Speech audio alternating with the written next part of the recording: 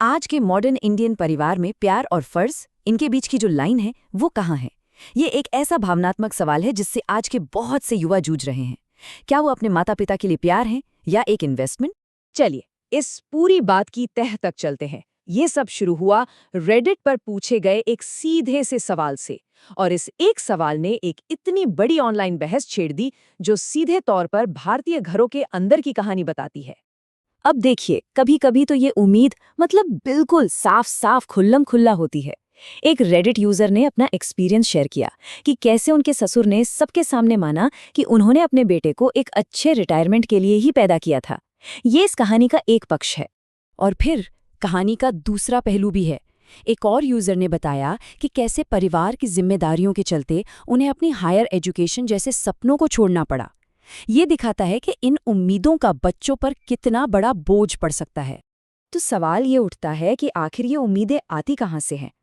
इसे समझने के लिए हमें अपनी संस्कृति की जड़ों में जाना होगा और उस आदर्श बच्चे की इमेज को समझना होगा जो सदियों से हमारे समाज का हिस्सा रही है। इसकी नींव अगर देखें तो पितृभक्ति के कॉन्सेप्ट में है।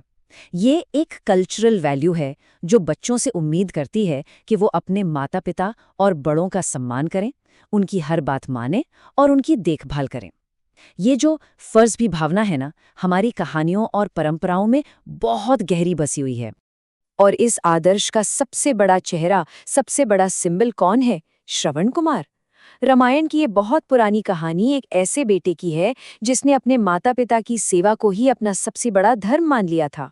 सोचिए जरा, श्रवण कुमार ने अपने अंधे माता पिता को टोकरियों में बिठाया और उन्हें अपने कंधों पर उठाकर तीर्थ यात्रा पर निकल पड़े।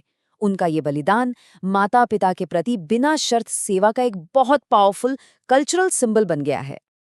लेकिन चलिए अब इन पुरानी कहानियों से निकलकर आज की आर्थिक सच्चाई पर आते हैं।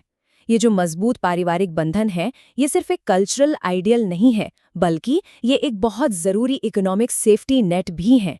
यहाँ एक बहुत बड़ा फर्क समझना जरूरी है। इंडिया एक कलेक्टिविस्टिक सोसाइटी है, मतलब यहाँ परिवार ही सब कुछ है, आपका पहला और आखिरी सपोर्ट सिस्टम। वहीं वेस्टर्न सोसाइटीज ज्यादा इंडिविजुअलिस्टिक होती हैं, जहाँ पर्सनल आज़ादी पर जोर होता है और सोशल सिक्योरिटी की जिम्मेदारी काफी हद तक सरकार की होती है। और ये एक कड़वी सच्चाई है।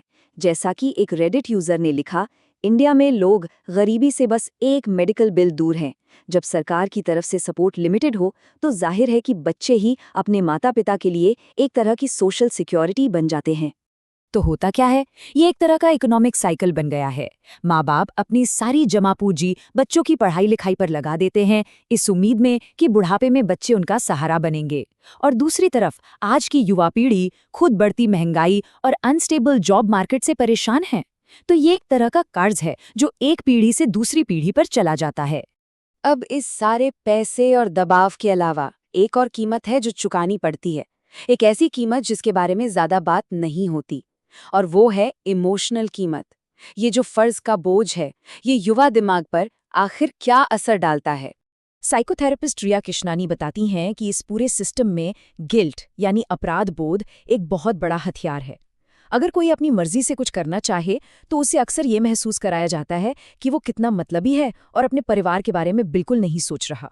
और ये एक खतरनाक साइकिल बन जाता है। देखिए कैसे। पहले समाज और परिवार का दबाव महसूस होता है, फिर उन्हें निराश करने का डर सताता है। इस डर के चक्कर में लोग अपनी हद से ज्यादा करते हैं और नतीजा बर्नआउट, मतलब पूरी तरह से शारीरिक और मानसिक थकावट।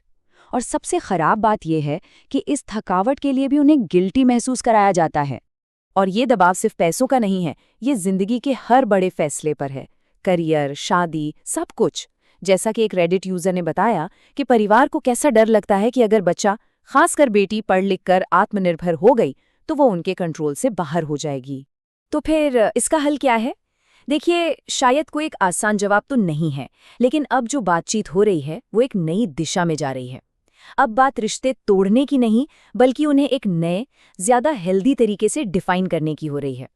और इस बातचीत का एक बहुत जरूरी हिस्सा है बाउंड्रीज सेट करना। बाउंड्रीज या सीमाएं खींचने का मतलब परिवार की बेइज्जती करना नहीं होता। इसका मतलब है अपनी एनर्जी और मेंटल पीस को बचाना, ताकि रिश्ते गिल्ट पर नहीं बल्कि ईमानदारी और आपसी सम्मान पर टिके रहें। तो असल में मकसद बगावत करना नहीं है, बल्कि एक बैलेंस बनाना है।